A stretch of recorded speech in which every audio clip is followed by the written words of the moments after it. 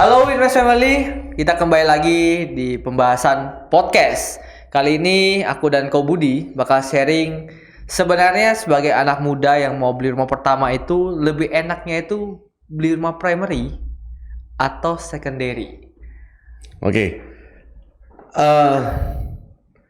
Kalau aku kebetulan pengalamanku selama ini beli properti selalu di secondary. Ada satu properti yang primary.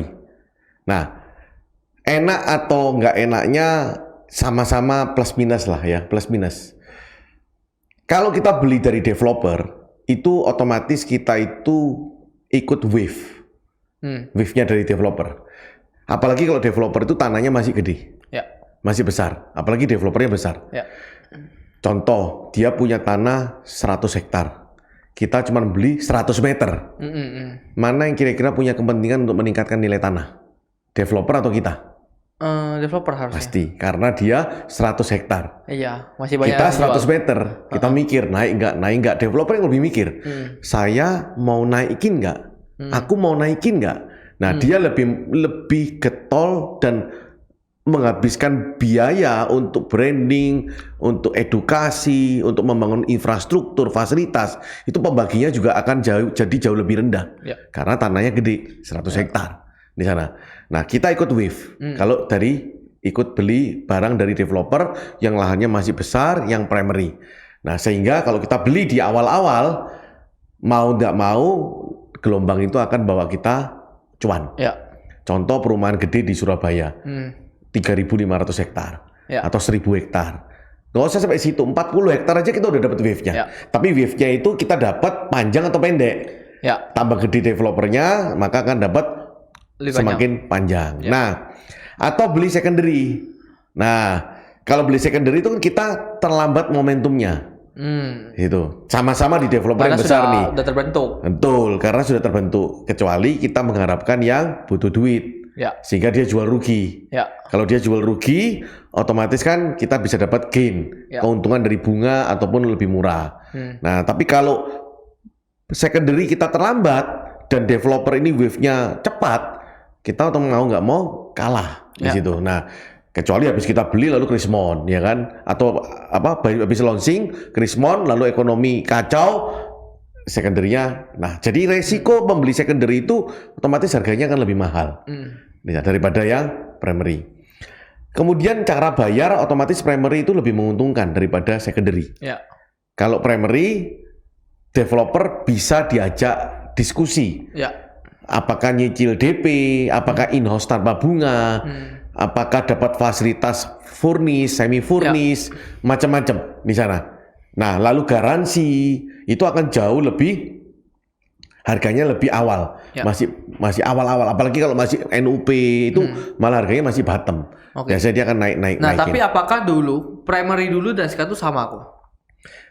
Primary dulu dan sekarang, apakah sistem itu sama apa enggak?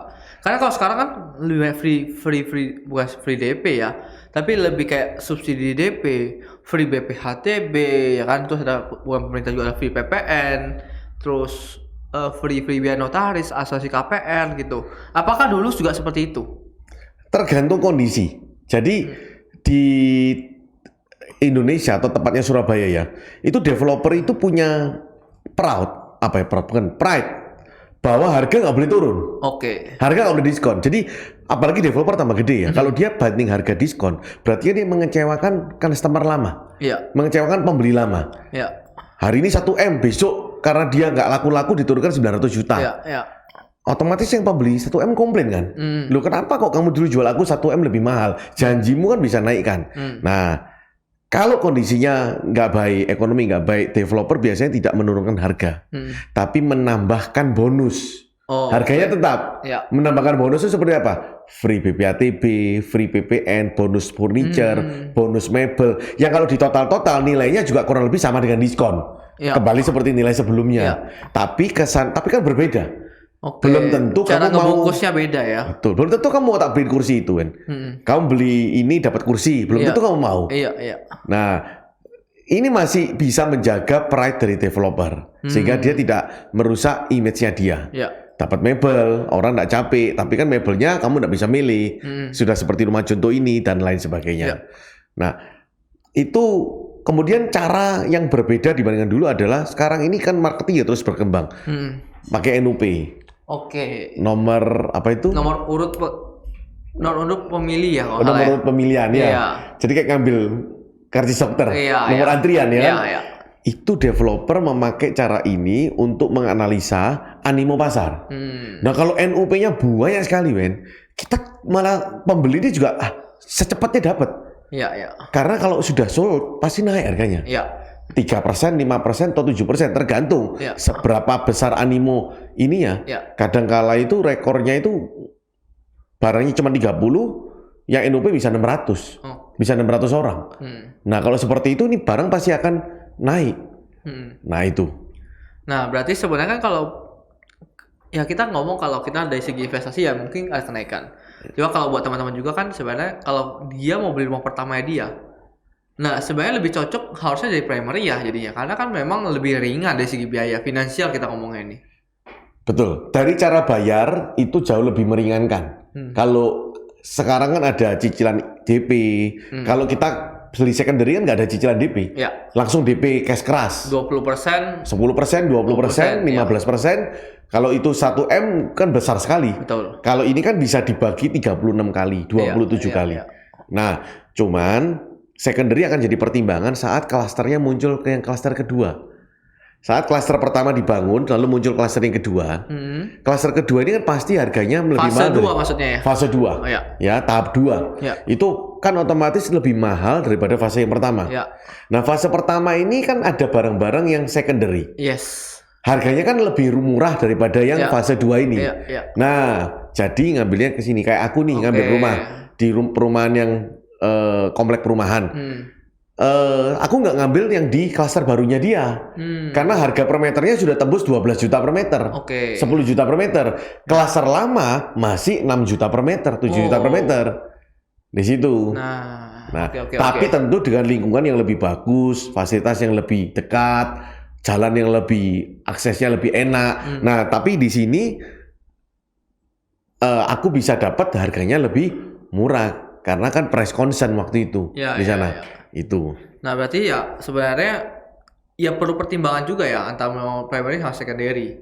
Nah tapi kan kalau gini kalau sekarang kita lihat ya dalam konsep pasar ini kan sebenarnya secondary ini kita bisa mendapatkan tanah lebih luas. Anggap kita punya satu budget yang sama ya. 1M kita ambil. 1M kalau secondary bisa dapat lebih gede di tempat yang sama, di perumahan yang sama ya, apple to apple maninya ya. Ya bisa jadi lebih. Pasti lebih gede, Wen. Lebih gede. Pasti lebih gede. Terusnya primary aja dapatnya lebih kecil. Benar.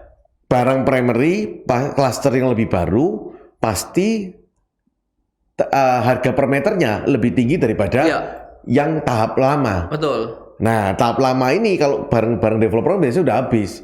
Pasti dapatnya lebih gede tanahnya. Karena per meternya kan lebih murah. Betul. Tapi belum tentu bangunannya lebih bagus. Betul. Jadi plus minus di sana. Plus minus. Nah, cuman kalau buat jual beli cepat, kita misalkan bukan untuk rumah pertama, untuk jual beli cepat, secondary itu biasanya lebih mudah untuk dijual belikan. Itu di secondary. Karena mungkin primary ya masih ada sertifikat PPJB. Masih ada PPJB, masih butuh waktu proses bangun, nggak ready stock. Betul, apalagi kalau in-house ya. In-house kan bisa 24 kali, misalkan berarti itu 24 bulan, 2 tahun loh. Di sana. Berarti kita hari bayar setiap bulannya dan kita baru bisa tinggali setelah itu lunas. Beda dengan KPR. KPR kan bayar DP, di-approve, terus akad, udah bisa tinggal serah terima langsung. Sama ini, Men, tergantung kebutuhannya. Kadang orang itu kan nyari rumah itu kan nggak 5 tahun sebelumnya. Setahun sebelum ngawin baru nyari kan. Kalau 5 tahun sebelumnya itu biasanya nggak beli-beli kan. Banyak pertimbangan, mau santai kan sebenarnya. Kecuali orang tuanya mau beliin anaknya. Anakku mau tak kasih rumah. Nah itu. Tapi kalau kita nyari buru rumah, rata-rata kan orang sering kepepet-pepet 2 tahun sebelumnya, setahun sebelumnya ya kan, akhirnya atau 3 bulan sebelumnya. Nah kalau sudah seperti ini kan nggak bisa cari barang primary yang belum dibangun. Kalau barang primary ready stock itu kan harganya biasanya lebih tinggi. Betul. Di sana. Nah kan harus cari secondary yang ready stock. Yang siap huni. Yang secondary pasti ready stock kan, pasti siap huni. Cuman yang perlu dipertimbangkan di secondary ini adalah Kalau sudah ditinggali orang, berarti kan ada biaya renov. Pastilah kalau barang secondary itu dikit-dikit pasti ada. Pasti minimal ngecat lah. Ngecat atau perbaikan toilet. Iya. Kloset diganti, ya kan? Itu biasanya kan orang nggak mau kan, kloset bekas, ya kan? Iya. Itu pasti ada. Apalagi secondary-nya yang belakangnya tanah masih gede. Banyak orang sukanya mau bangun habis. Betul. Itu kan memang banyak orang memilih ya. Sebenarnya susah juga sebenarnya kalau buat anak-anak yang masih cari rumah pertama ya. Biasanya lebih repot. Karena istilahnya itu budgetnya itu cuma yang rumah perumahan biasa, tapi pengen itu rumah itu yang mewah gitu loh. Nah kalau kayak gitu yang gimana kok? Iya, karena ada greedy ya. Orang itu kan kadang greedy, terus kadang ada yang membanding-bandingkan terus ya kan. Nah, untungnya sih aku dulu sudah membatasi budget rumah di bawah 500 juta waktu itu. Jadi yang tak lihat ya memang di bawah 500 juta. Ya. Jadi ya model-modelnya ya ini lebih bagus, tapi nggak terlalu jomplang. Karena kalau kita lihat rumah-rumah yang jomplang, karena sekedar ingin cuci mata ya kan, akhirnya rumah-rumah yang kecil-kecil tuh kelihatan jelek semua. Nanti kita nggak beli-beli jadinya. Betul. Gitu. Jadi banyak pertimbangan karena kita juga berekspektasi terlalu tinggi sih. Iya. Berekspektasi terlalu tinggi, padahal kita ini kemampuan itu cuma ya nggak besar sebenarnya. Apalagi aku yakin lah orang-orang yang beli rumah pertama atas kemampuan diri ya, bukan atas kemampuan orang tua yang ya orang tua udah jual punya rumah gede dijual terus bagi-bagi anaknya ya kan, anak dikasih rumah cash ya kan. Kalau untuk yang masih yang meniti karir ya kan, merantau dari satu tempat ke tempat lain ya, pastinya aku lihat sekarang ini kan primary lagi kenceng ya di Surabaya ya. Terakhir kan di daerah perumahan elit juga ya, itu 880 juta startnya, tapi kecil banget, 5 kali 10. Ya, 5 tahun ini 4 tahun lah bisa diomong developer barang primary nggak ada yang mau di atas 200 meter kan? Nggak berani semua. Semua bangunnya di bawah 150 meter bahkan. Betul. 100, 120, 60, 70, 80. Ya itu karena tadi kan uang semakin tanah semakin mahal. Cost production tanah kan juga semakin mahal di situ. Bangunannya juga semakin mahal. Jadi mau nggak mau dia ngalahkan di ukurannya. Ya, supaya daya belinya juga lebih besar kan di bawah kan. Kebanyakan daya beli yang 5M ke atas. Paling enak itu sebetulnya beli barang developer yang masih baru buka dan dia punya nama. Klaster pertama yang dibuat di situ. Developer ternama ya. Benar, dan dia punya konsep lalu di klaster pertama. Karena biasanya dia ngambil spare untungnya juga nggak terlalu tinggi. Iya, di awal. Di awal. Karena dia mancing orang untuk mau hundi kan. Yang paling sulit itu kan kalau sudah di launching lalu sepi, itu susah ngangkatnya, Win. Betul. Ya kita lihat juga sama kan. Ada satu developer ternama juga yang lagi bangun yang agak jauh kok, Kedamaian. Iya. Nah itu kan sebenarnya murah sebenarnya kalau dibilang. Dibanding kelas-kelasnya dia ya. Kan sekitar 400-500an kalau dia bangun. Tapi ya lumayan jauh dari sini. Dia kalau nggak salah punya 200 hektar di sana. Berarti ya kalau mau nyari itu ya bisa aja kan. Cuma ya pertimbangan jarak. Nah sebenarnya apakah kita itu harus memikirkan seperti itu kok? Ya Koko kan belilah dulu mah tempat Koko yang pertama kali itu kan bilangnya jauh kok, rawa-rawa, tambak-tambak ya kan. Tapi kita sekarang ya kan sekarang rame. Itu sebenarnya apakah memang kita harus mempertimbangkan itu untuk membeli rumah pertama? Apakah ya udah hajar aja, capek jalan ya udah nggak apa-apa, atau gimana kok? Kalau deh Pak, mana kok? Nomor satu sih kalau prinsipku harus dekat dengan teman-teman yang mau dapat rumah pertama itu dekat sama sekolah. Ada nggak sekolah untuk anak-anak? Karena anak-anak itu kan belum mandiri. Dan anak itu merepotkan beberapa orang. Kalau kita kerja jauh, kita cuma repot sendirian. Tapi kalau anak jauh, dia ngerepotkan dia sendiri, istri atau kita, bahkan orang-orang di sekitarnya. Itu akan repot semua. Nomor satu sekolah. Ada nggak sekolah di situ? Kalau ada sekolah, itu udah syarat pertama terpenuhi. Dua, belanja, pasar. Jauh atau dekat? Karena ini bicara tentang mobilitas. Supaya kita fokus kerja, pasar, rumah tangga, gampang di situ. Nah, 1, 2 ini bisa terpenuhi nggak? 3, angkutan. Ada angkutan umum bisa lewat di situ. Kalau sekarang sih, kalau ini dulu ya. Kalau sekarang ini bisa diatasi dengan Gojek online, Grab, itu sudah nggak masalah di situ. Nah, banjir. Jangan pilih daerah yang banjir. Minimal aksesnya juga jangan banjir juga sih. Gini, banjir itu artinya gini ya. Saya nggak mau banjir sekalipun, ya nggak ada. Nggak ada. Kalau hujannya pas deres men. Iya. Ya aku pikir ya banjir itu normal ya. Betul. Itu bukan banjir, airnya telat turunnya. Iya betul. Arusnya terhambat gitu Ya. karena intensitas hujannya gede ya. Selama kita toleransi lah, kita kan tinggal di daerah yang rendah, kita toleransi. Setahun 2 sampai 3 kali ada daerah-daerah yang mau elit sekalipun perumahan itu bisa banjir kok. Yang penting nggak ngawur banjirnya. Masih di bawahnya lutut lah. Ya. Nah, itu toleransinya. Betul. Kalau Koko lebih milih di Batum itu anggap gak banjir lah. Ya itu genangan ya kan, genangan biasa. Kalau Koko lebih milih primary developer ternama, harga sama ya. Primary developer ternama, tapi jauh kok. Oke. Tapi untuk kayak free-nya gampang. Free DP, subsidi DP, free BPATB dan lain-lain. Atau rumah yang lebih dekat, secondary, butuh renov banyak, row jalannya tidak begitu besar, ya, tapi harganya kurang lebih sama. Kok lebih milih mana untuk jadi rumah pertama? Lebih milih untuk klaster yang bagus atau milih lokasi jadinya? Kalau dulu pas aku dapat rumah pertama, itu tinggalnya kan di Surabaya Pusat. Ya. Akhirnya dapatnya kan di Surabaya Selatan, perbatasan Sidoarjo. Ya. Waktu itu keluarga, orang tua juga suruh tinggal di Surabaya Pusat aja, di kampung, mobil 2 mobil mepet-mepet, ya kan? Itu aku nggak pilih. Oke. Padahal tanahnya bisa dapat sama besarnya dengan yang di sini. Tapi aku pilih minggir dengan lingkungan yang lebih baik. Tapi jauh. Jauh itu artinya masih batas toleransiku. Yaitu ke tempat kerja 30 sampai 45 menit, pulang pergi 90 menit. Itu masih aku toleransi. Di sana nggak masalah. Aku pilih yang jauh, masuk budget, lingkungannya bagus. Luar kota lagi, sudah masuk Sidoarjo soalnya. Betul. Itu aku milih yang di sini. Daripada aku pilih di pusat, mobil susah, parkiran itu penting, roll jalan. Kalau roll jalannya itu kecil, kita sangat berisiko bertengkar sama tetangga. Karena semua rata-rata sudah pakai mobil. Itu. Ya aku sekarang minimal sih kalau tergantung kelas rumahnya ya Ben ya. Kalau sudah budgetnya sudah bicara tentang 1 M ke atas, ya sebisa mungkin road jalan itu paling enggak 3 mobil mepet-mepetan lah.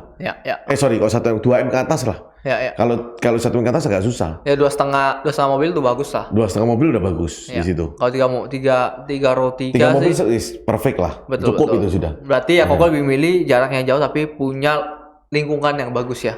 Ya tapi rumahku yang pertama ini juga road jalannya nggak 3 mobil sih Ben. Cuma setengah mobil tapi depannya taman. Oke. Itu aku toleransi di sana.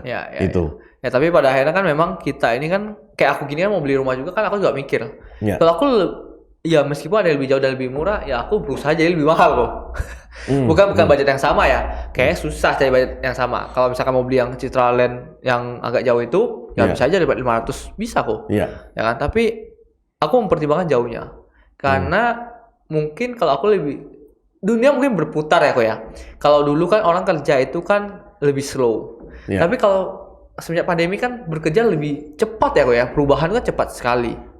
Nah aku tuh merasa kurang produktif aja kalau aku tinggal jauh. Nah tapi aku nggak tahu apakah pandangannya sama seperti dulu apa enggak. Kalau sekarang aku merasakan perubahan sangat cepat kok. Dulu mana ada orang sekolah pakai Zoom meeting.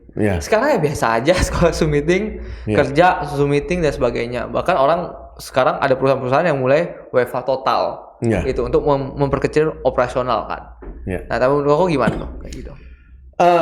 Kalau aku selama jauh itu masih dalam batas toleransi 30 sampai 45 menit tergantung macet ya. 30 sampai 45 menit. Ke tempat kerja. Itu aku masih ngerasa ngatain itu toleransi. Sampai masih batas toleransi.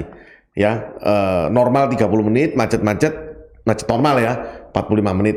Itu menurutku masih dibilang jauh, sedang lah.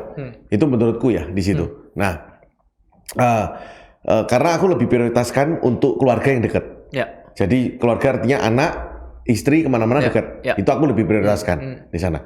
Aku walaupun mikirnya ada yang bilang nanti kamu tuanya kalau kerja jauh kan capek, nanti tua beli rumah lagi kan istilahnya gitu. Betul. Dan sekarang ya buktinya kan sekarang akhirnya beli lagi yang lain. Di situ. Kalian tahu ya. Jarak juga menurutku 10 sampai 15 kilo itu menurutku masih dekat di sana. Memang daerah perumahan baru otomatis Surabaya kan sudah penuh. Kalau kamu lihat Surabaya ini penuh di sana. Otomatis harus jauh. Kalau perumahan baru ya harus jauh. Nah, Karena harus jauh, maka butuh ada developer yang mendevelop lingkungan sekitarnya. Kalau tidak dibangun rumah tinggal, ya nggak akan ada fasilitas muncul. Ya. Kalau dia sudah masuk itu rumah tinggal, rumah-rumah sudah banyak penghuninya, sekitarnya mau nggak mau akan ada investor bangun ruko, bangun restoran, bangun kafe, itu akan muncul dengan sendirinya. One by one akan muncul. Nah, akhirnya jadi rame. Dan saat sudah jadi rame, kita kepingin tinggal di situ, harganya udah mahal. Harganya udah mahal. Nah ini di sana. Apakah kalau beli rumah pertama tuh mempertimbangkan dari segi investasi apa enggak, Bu? Kalau aku gini, penting kita juga mempertimbangkan rumah ini kenaikannya gimana. Tapi lebih penting lagi kita dapat rumah itu dulu. Ya. Di sana. Jangan karena kita lihat rumah itu nggak di developer ternama, developer besar, terus kita meramal-ramal, akhirnya kita nggak bisa beli. Ya. Tetap nggak bisa kebeli karena harganya nggak masuk jangkauan kita. Ya. Tujuan kita, goalnya, komitmen adalah dapat rumah. Ya. Bukan untuk dijual lagi. Dapat, disimpan, dipakai. Ya sudah, beli sesuai budget. Naik, bersyukur. Dapat lompatan harga. Rumah pasti naik, mau dimanapun, cuman kenaikannya kan berbeda. Ada yang lebih tinggi. Kenceng. Ada yang naik karena pengembangan developer, ada yang naik karena ekonomi atau infrastruktur di sana. Ada yang karena developernya yang masif sehingga dia mau nggak mau menyalip kayak BSD. Tiba-tiba dia nyalip Jakarta, padahal dulu kan. Tapi kita nunggu, aku harus punya, nggak dapat kan? Betul. Di situ nggak dapat. Nah, jadi tujuannya apa dulu? Dapat rumah untuk apa? Untuk dipakai. Untuk apa? Untuk ditinggali. Kamu jual lagi enggak? Kalau nggak kamu jual lagi ya nggak jadi. Nggak dapat untung. Nggak ada untung, betul. Nggak dapat untung di sana. Kan tidak ada realisasinya. Cuma di atas tanah doang. Iya, realisasi profitnya nggak ada, betul. Ya kayak saham lah, men. Iya. Di situ kamu beli saham, kamu jual lagi ya? Enggak. Ngapain kamu mikir? Iya. Makanya kan, kalau di saham kan namanya itu kan floating profit itu ada ilusi sebenarnya. Ya kamu nggak jual kok, ya berarti kamu belum untung sebenarnya. Kecuali kamu udah realisasi profit itu, ya kamu untung akhirnya. Betul. Ya, berarti kita harus tinggal dulu ya. Kita lebih fokus untuk bisa tinggal dulu di rumah itu. Entah itu di primary, teman-teman bisa manfaatkan juga. Buat teman-teman bisa manfaatkan. Banyak sih promo-promo dari developer. Apalagi yang ternama juga banyak kerjasama dengan bank-bank, auto-proof.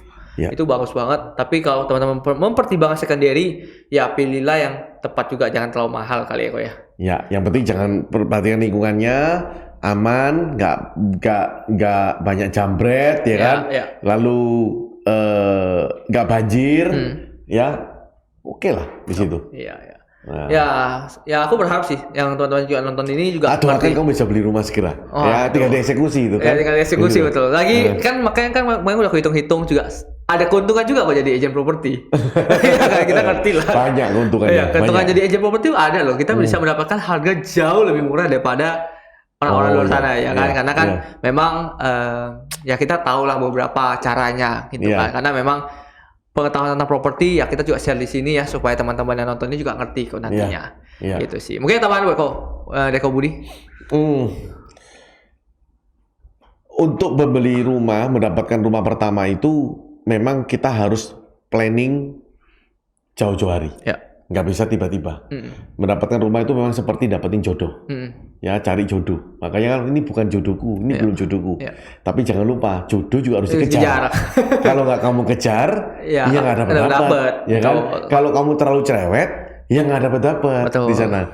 Kalau kamu pinginnya yang sempurna, ya nggak dapat. Kamu kepingin cewek sempurna. Ya kan, belum tentu ceweknya mau sama kamu kan, di situ ya. Kamu pengen cowok yang sempurna, pengen cowok yang punya duit banyak.